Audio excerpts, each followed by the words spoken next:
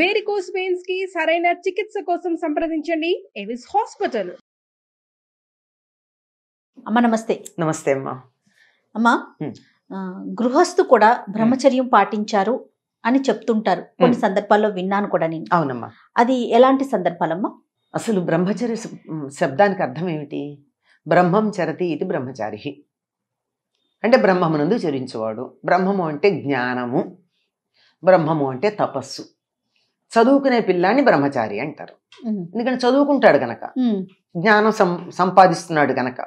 అది ఇంగ్లీష్లో కూడా ఏమంటారమ్మా, దాన్ని బ్యాచిలర్ ఆఫ్ ఆర్ట్స్ అంటారు. బ్యాచిలర్ అంటే బ్రహ్మచారి కదా. అవును. డిఏ అంటే ఏమిటి అర్థం? Bachelor of arts.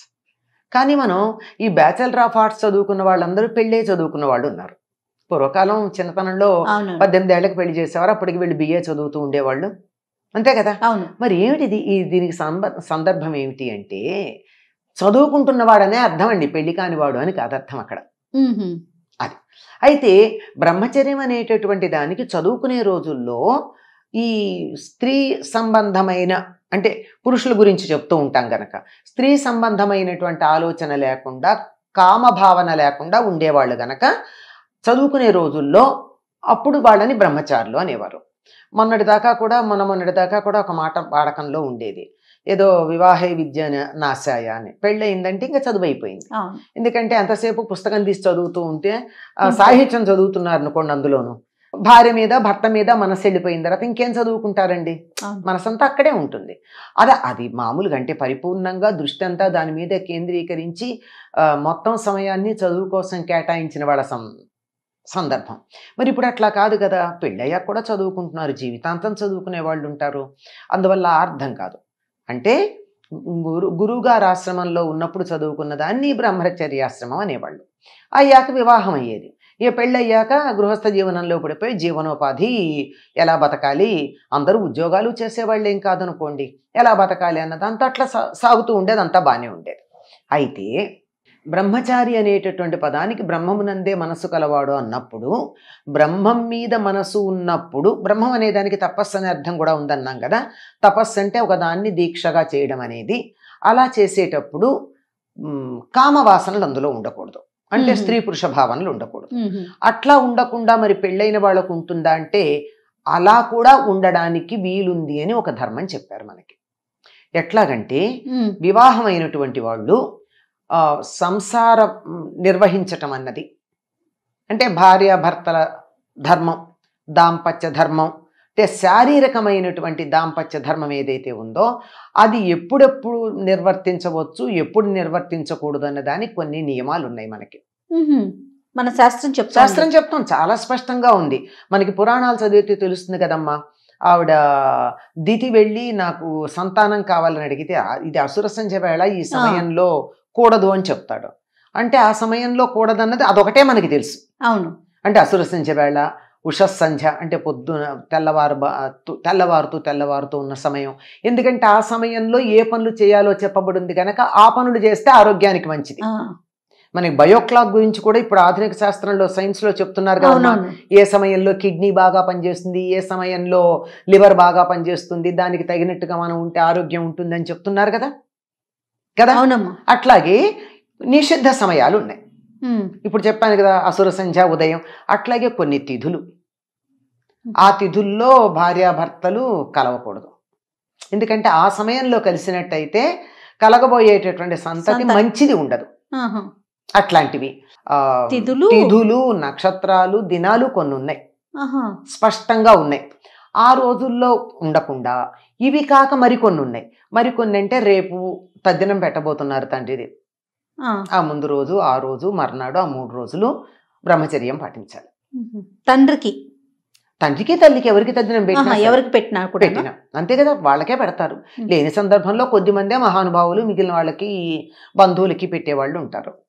అట్లాగా రేపేదో సత్యనావర్తం చేసుకుంటున్నాం, రేపు కన్యాదానం చేస్తున్నాం, రేపు కొడుకు ఒడుగు చేస్తున్నాం, రేపు గృహప్రవేశం చేస్తున్నాం, ఇట్లాంటివి కొన్ని ఉంటాయి కదా. రేపు శివరాత్రి రోజు గురించి మాట్లాడతారు. రేపు శివరాత్రి అంటే దానికి ముందు రోజు. ఇట్లా ఏవైతే మనం పండగలు, శుభకార్యాలు, తర్వాత అపరకర్మలు అంటే తద్దినాలవి ఇలాంటివి చేయడానికి ముందు రోజు కూడా బ్రహ్మచర్యం పాటించాలి. ఇలాంటి నిషిద్ధ దినాల్లో బ్రహ్మచర్యం పాటించాలి. ఇలాంటి సందర్భాల్లో బ్రహ్మచర్యం పాటించాలి. ఇవన్నీ పాటిస్తూ గృహస్థ జీవనం గడిపినటువంటి వాళ్ళు బ్రహ్మచారులుగా పరిగణించబడతారు.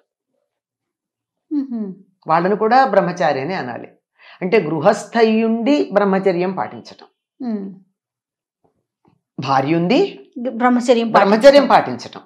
అంటే ఎప్పుడు పడితే అప్పుడు జంతువులు కూడా ఎప్పుడు పడితే అప్పుడు మీటింగ్ చేయవమ్మా, వాటికి కూడా ఒక సమయం ఉంది. అలా కాకుండా పిచ్చి పిచ్చిగా ఎప్పుడు పడితే అప్పుడు కామ ప్రకోపం కలిగి తట్టుకోలేక పిచ్చి పనులు చేయకుండా ఉండాలి అనేటటువంటి ఉద్దేశంతో రాబోయేటటువంటి తరం ఆరోగ్యకరమైనటువంటి శారీరక మానసిక ఆరోగ్యాలు కలిగిన పుష్టైన శరీరం కలిగినటువంటి తరం ఉండాలి అనే ఉద్దేశంతో ఇలాంటివి కొన్ని స్పష్టంగా చెప్పడం జరిగిందమ్మా. ఇవన్నీ పాటించినట్టయితే వివాహమైన వాళ్ళు కూడా బ్రహ్మచారులుగానే పరిగణించబడతారు. అట్లాగా రేపేదో సత్యనావర్తం చేసుకుంటున్నాం, రేపు కన్యాదానం చేస్తున్నాం, రేపు కొడుకు ఒడుగు చేస్తున్నాం, రేపు గృహప్రవేశం చేస్తున్నాం, ఇట్లాంటివి కొన్ని ఉంటాయి కదా. రేపు శివరాత్రి రోజు గురించి మాట్లాడతారు. రేపు శివరాత్రి అంటే దానికి ముందు రోజు. ఇట్లా ఏవైతే మనం పండగలు, శుభకార్యాలు, తర్వాత అపరకర్మలు అంటే తద్దినాలవి ఇలాంటివి చేయడానికి ముందు రోజు కూడా బ్రహ్మచర్యం పాటించాలి. ఇలాంటి నిషిద్ధ దినాల్లో బ్రహ్మచర్యం పాటించాలి. ఇలాంటి సందర్భాల్లో బ్రహ్మచర్యం పాటించాలి. ఇవన్నీ పాటిస్తూ గృహస్థ జీవనం గడిపినటువంటి వాళ్ళు బ్రహ్మచారులుగా పరిగణించబడతారు. వాళ్ళను కూడా బ్రహ్మచారి అని అనాలి. అంటే గృహస్థయుండి బ్రహ్మచర్యం పాటించటం, భార్య ఉంది బ్రహ్మచర్యం పాటించటం. అంటే ఎప్పుడు పడితే అప్పుడు జంతువులు కూడా ఎప్పుడు పడితే అప్పుడు మీటింగ్ చేయవమ్మా, వాటికి కూడా ఒక సమయం ఉంది. అలా కాకుండా పిచ్చి పిచ్చిగా ఎప్పుడు పడితే అప్పుడు కామ ప్రకోపం కలిగి తట్టుకోలేక పిచ్చి పనులు చేయకుండా ఉండాలి అనేటటువంటి ఉద్దేశంతో రాబోయేటటువంటి తరం ఆరోగ్యకరమైనటువంటి శారీరక మానసిక ఆరోగ్యాలు కలిగిన పుష్టైన శరీరం కలిగినటువంటి తరం ఉండాలి అనే ఉద్దేశంతో ఇలాంటివి కొన్ని స్పష్టంగా చెప్పడం జరిగిందమ్మా. ఇవన్నీ పాటించినట్టయితే వివాహమైన వాళ్ళు కూడా బ్రహ్మచారులుగానే పరిగణించబడతారు. నమస్తే అమ్మా. నమస్తే అమ్మా.